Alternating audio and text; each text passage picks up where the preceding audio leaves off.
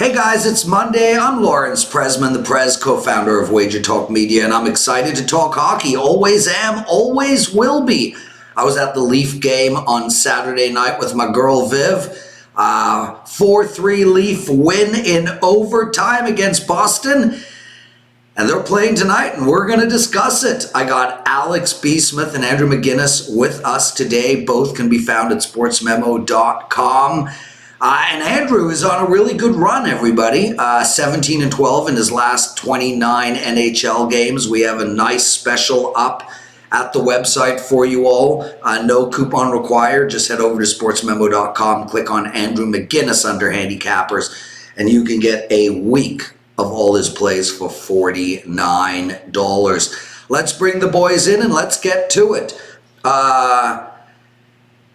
Andrew McInnis. How are you, my friend? Guys, we're doing pretty good. NBA back also, so that's also really exciting. NBA starts tomorrow. I have my very first play up in the Battle of LA between the Clippers and the Lakers tomorrow at the website. You can get that, of course, today, $9 Monday for your screen there. So, yeah, NHL is going pretty well so far. CFL has been good recently, and NBA is just getting started. So I'm hoping for a really great winter. And get rolling here with that sport as well. So it's been good. I hope you had a good time at that Leafs game, man. That was a great game. Yeah, it really was. I mean, it was end to end, and it's so different watching the two of them play. I mean, we had these two guys behind us just going on. And every time I go to a Leaf game, there's somebody in earshot bitching and moaning about the lack of toughness that the Leafs have. And then you counter that with Boston being there, and it's a real dichotomy. So much skill on Toronto, so much toughness on Boston. And, I ended up turning around to these guys behind me, and I'm like, guys, you're really showing your age here. Like, this, fighting and hitting people against the boards, that's 10 years ago. I'm happy with the Leaf team the way they are, and if Boston wants to be super tough, let them be. And he points out, St. Louis won the Stanley Cup and they're a super tough team. And not really. They're a super New Jersey Devils 20 years ago team. They like to play the left wing lock. They like to play the trap. They like to clog the neutral zone. And they're tough, but they're not animals. Anyway, Alex, what's up with you, brother? Not much.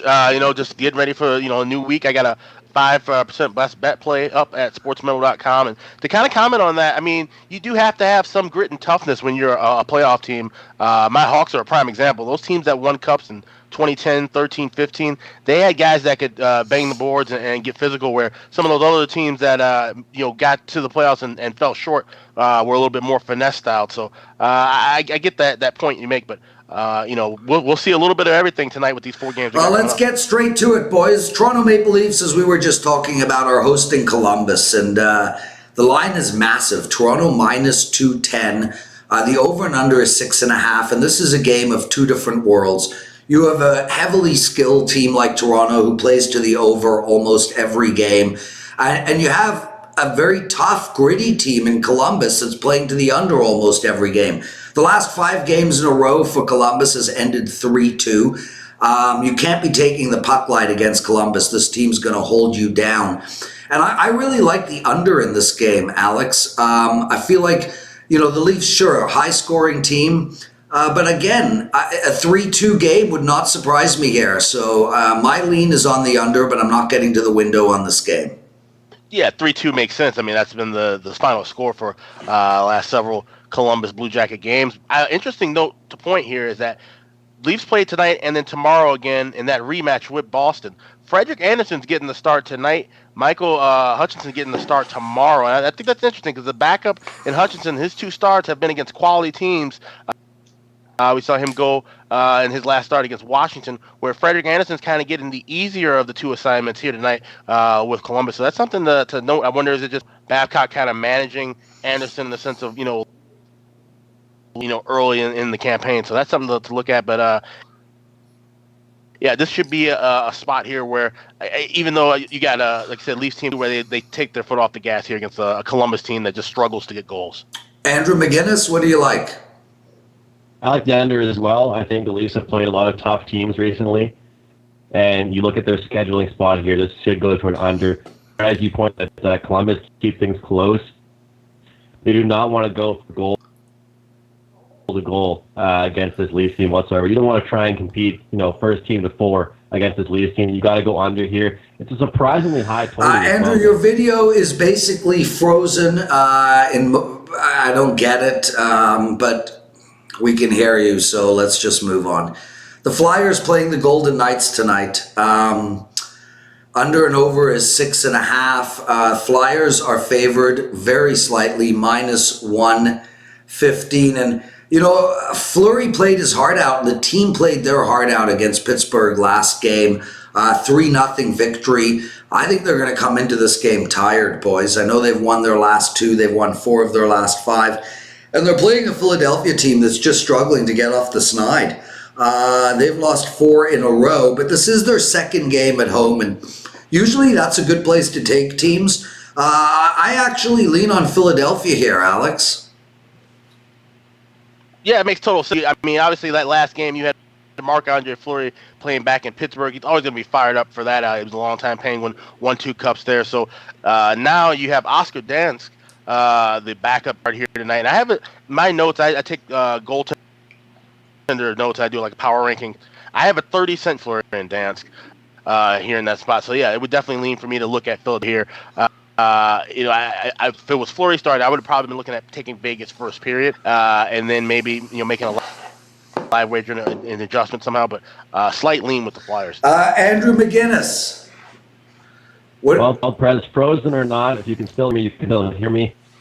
This Flyers team was allowed 10 goals in their last 2 games.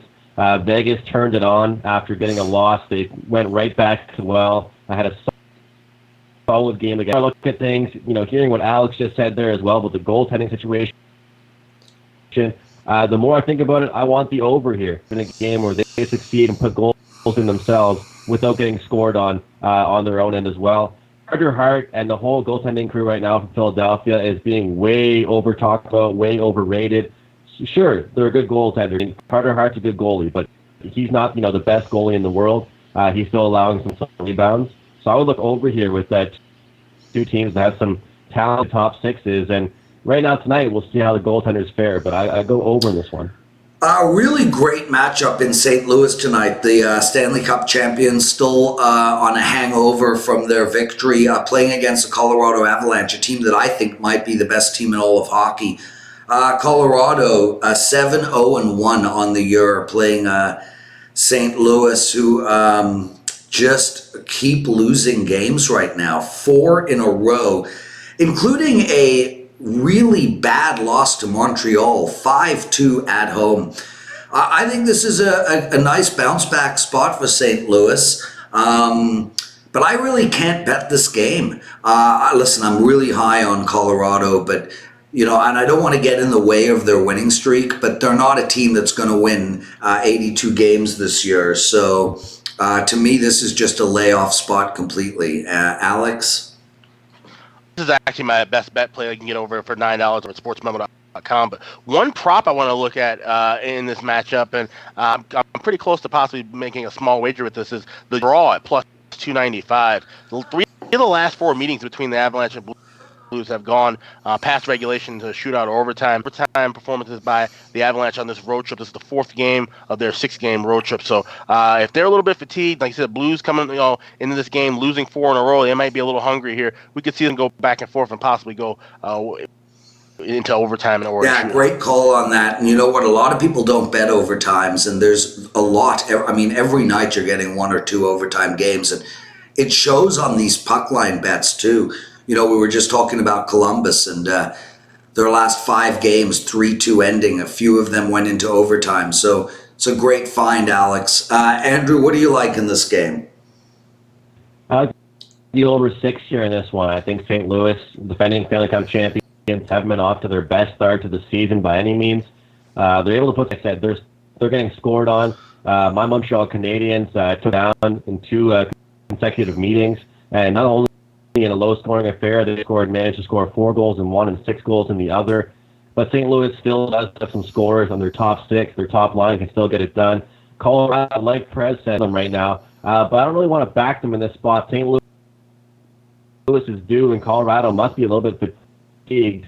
Looking at this spot here, we're getting a 6, not a 6.5. Has been giving up some goals. If we look back to their game against Florida, guys, it finished 6-5. Colorado had a really bad start to that game, and they managed to crawl back, come back, and win that game in overtime. So I feel like St. Louis put some goals here. You can certainly count on that top line for Colorado to get the job done as well. I'll go over 6 here, Prez. Good luck, brother. Dallas hosting the Senators. And while I'm in play on both the side and the total over at WagerTalk.com, so if you want to know my opinion, head over to WagerTalk.com. It's $9 Monday. You can get both my hockey plays on this game tonight for $9. And of course, Alex B. Smith has a 5-unit play tonight up at Sports Memo that you can also get for $9. Alex, what do you like in this game? Well, I would look at Dallas on the puck line here. You got Anton Khudobin starting. His numbers against Ottawa, 7-0-1 with a 2.10 goals against and 8 lifetime starts. Anders Nielsen going for the Senators, 1-3 in 4 starts against Dallas with 2.52 goals against. I think Dallas, we saw them finally get some offense going Saturday in Philadelphia. Coming back home, these are a couple of Ottawa to struggle. Dallas is a team that's going to bounce back, and I think they'll get the job done here tonight, win by more. Andrew? Yeah, just lost 5-2 to the Arizona Coyotes on Saturday night there. And, this is a team that's going to get scored on. Their defense is horrible. They're awful at back checking, and this is a desperate Dallas team. I'll say it for myself. I was high on Dallas. I know Alex was. A lot of people I know in the industry. The good news is this season just got started, guys. It doesn't matter really when you get your wins, as long as you start picking things up sooner than later. And what better of a team to start picking things up with versus the Ottawa Senators? This is the team that can beat down on. And I'm not sure if you can see me right now, how my video quality is, guys, but if you can hear me, I like Dallas in regulation -183. I got that at Pinnacle Sports. I think it's a really good number there. Dallas will get the job done. This is one of those weaker team, and you have to get the job done here. They're playing at home, and right now they're struggling. Their top line struggling. We've seen some production out of their third line, even fourth line. If we can get guys like Sagan going, rad club. So I'm going with the regulation for Dallas. He's Alex B. Smith. The other guy is Andrew McInnis. You can find them both at sportsmemo.com. Remember, everyone, it's $9 Mondays at WagerTalk and Sports Memo. Boys, thanks for the show, man. I'll email out what's going on tomorrow, later tonight. A real pleasure to have both of you on with us. And listeners, thanks so much for all the love you give to Puck Time. All three of us read the comments. We do respond, and we really appreciate it all.